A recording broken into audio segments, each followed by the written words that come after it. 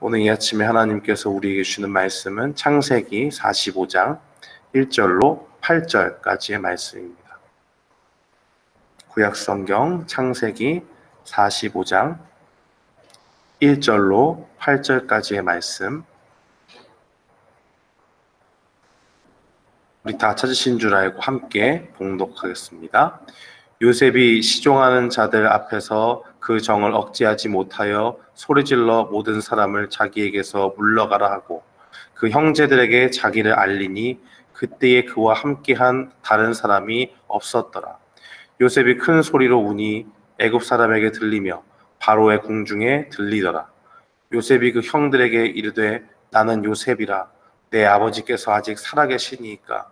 형제들이 그 앞에서 놀라서 대답하지 못하더라. 요셉이 형들에게 이르되 내게로 가까이 오소서. 그들이 가까이로 가니 이르되 나는 당신의 아우 요셉이니 당신들이 애굽의 판자라. 당신들이 나를 이곳에 팔았다고 해서 근심하지 마소서. 한탄하지 마소서. 하나님이 생명을 구원하시려고 나를 당신들보다 먼저 보내셨나이다.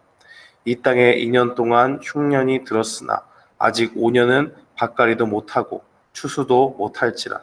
하나님이 큰 구원으로 당신들의 생명을 보존하고 당신들의 후손을 세상에 두시려고 나를 당신들보다 먼저 보내셨나니 그런즉 나를 이리로 보낸 이는 당신들이 아니요 하나님이시라.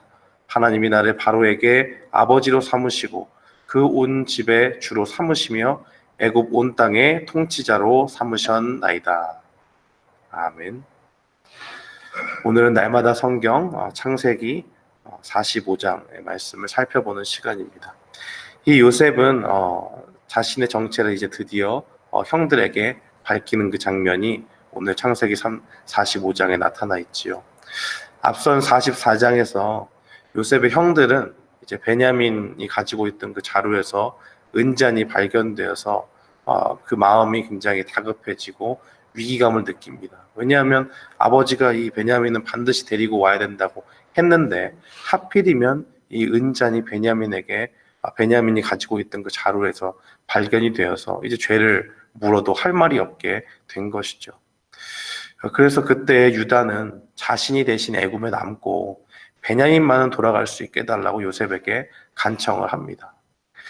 그리고 나서 오늘 본문이 나오게 되는데요. 그 모습을 보니까 이 요셉이 더 이상은 이 감정을 주체할 수가 없게 된 것이죠. 그래서 다른 사람을 다 물리고 자기가 울고 그렇게 하는 상황 가운데 이 울음소리가 얼마나 컸던지 온 궁중에 다 들리게 됩니다. 이제 요셉은 형제들과 함께 남은 상황에서 자신의 정체를 밝히게 되죠. 바로 자신이 요셉이고 하나님의 은혜로 애굽의 총리가 되었다라고 그렇게 고백을 합니다. 그런데 이제 형들의 마음 한편에는 짐이 있을 수 있잖아요. 내가 이 녀석을 팔았는데 이렇게 힘센 총리가 될 줄 누가 알았겠느냐 하면서 뭔가 가슴에 걱정도 되고 두려운 마음도 들 수 있잖아요. 그런데 그 형들 앞에서 이렇게 얘기하죠. 비록 자신이 애굽으로 오게 된 계기는 좋지 않았고 형들이 나를 판 거 사실이지만은 이것으로 개념치 말라고, 근심하지 말라고, 한탄하지 말라고 그렇게 이야기합니다.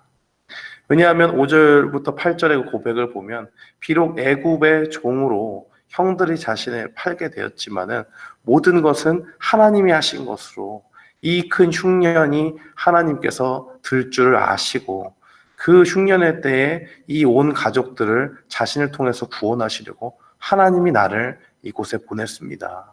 형들이 나를 보낸 것이 아니고 하나님이 보내셨습니다. 라고 그렇게 고백을 합니다. 이 말을 들은 형들이 다 놀래고요. 요셉은 아직도 5년 동안 흉년이 더 있으니까 아버지 야곱에게 돌아가서 내가 아버지를 봉양할 테니까 좀 모시고 와달라라는 부탁을 하고 모든 가족과 소유를 다 이끌고 이제 애굽에 있는 고센 땅에 머물게 하라 그렇게 이야기를 하죠. 형제들이 서로 부둥켜 안고 요셉과 감동적인 재회의 순간에 맞이하면서 일어난 일들이 이렇습니다. 이 소식을 들은 바로와 그 모든 애굽 신하들이 다 기뻐하고요. 요셉 총리의 가족이 왔다라는 것을 듣게 되고 바로가 직접 요셉에게 명령을 합니다. 이 땅에 가지고 있는 거 아끼지 말고 다 지원해 줄 테니까 가서 예, 가족들을 모셔와라. 다 데리고 와라.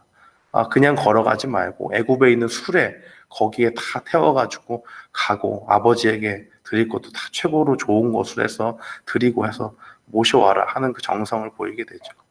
그래서 마침내 형제들이 이 아버지 야곱에게 가서 이르렀을 때 요셉이 살아있어서 애굽의 총리가 됐습니다라고 얘기하니까 26절에 보니까 야곱이 어리둥절해하죠. 믿기지가 않는 일들이 벌어진 것입니다. 그리고 요셉이 보낸 수레를 보고 드디어 기력을 회복해서 요셉이 살아있으면 되었다, 족하다라고 이야기하죠. 그러면서 내가 죽기 전에 그를 보리라라고 하면서 이제 야곱이 요셉을 만나러 가겠다는 그러한 이야기를 하면서 끝나게 됩니다. 이 오늘 본문을 통해서 우리가 깨달을 수 있는 것은 간단합니다.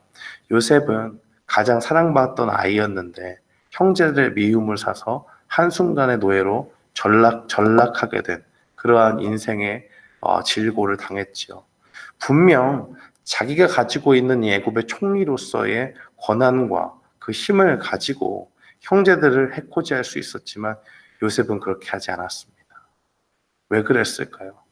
그 마음에 형제들을 이렇게 해하고자 하는 마음보다는 그 속에서 형제들을 만났을 때 하나님께서 이 시대에 나를 보내신 그 일들이 예전부터 하나님께서 계획하신 하나님의 크신 주권 가운데 있었구나 하는 것을 깨달았기 때문입니다. 형제들에게 복수하고자 하는 그 마음보다는 그 마음이 풀리고 나를 통해서 그 가족들을 구원하기 위해서 나를 사용하신 그 하나님의 은혜가 더욱더 컸기 때문에 그런 것이죠. 그러니까 그 형들에게 자신의 지위와 권력을 이용해서 복수하는 대신에 자신을 사용하셔서 구원하신 그 하나님께 모든 영광을 돌리지 않습니까? 형들의 손으로 내가 비록 팔렸지만 하나님은 나를 여기서 가만두지 않으시고 나를 통해서 구원의 역사를 이뤄주셨다라는 것을 끝까지 이야기하는 것입니다. 어제도 어떤 분을 만나서 교제를 하는데 그분이 그런 얘기 하시더라고요. 자기가 다른 분한테 어떤 이야기를 듣는데 자기는 아무리 생각해도 하나님의 은혜로 적절한 때에 적절한 시기에 그 어떤 사람을 하나님께서 도와주심으로 그가 지금의 이 자리까지 있게 되었다 하는 것을 옆에서 본다고 합니다. 근데 당사자는 모른대요. 그냥 이렇게 돼서 내가 어떻게 살다 보니까 이렇게 됐습니다. 인생의 관점이 그런 것입니다. 하나님을 모르는 사람은요, 그저 자기가 어렵고 힘든 시절 내가 잘나고 내가 뭔가 잘 돼서 적절한 타이밍에 됐고 내 힘과 능력으로 여기까지 왔다라고 고백할 수 있습니다. 그러나 요셉의 관점은 어떻죠?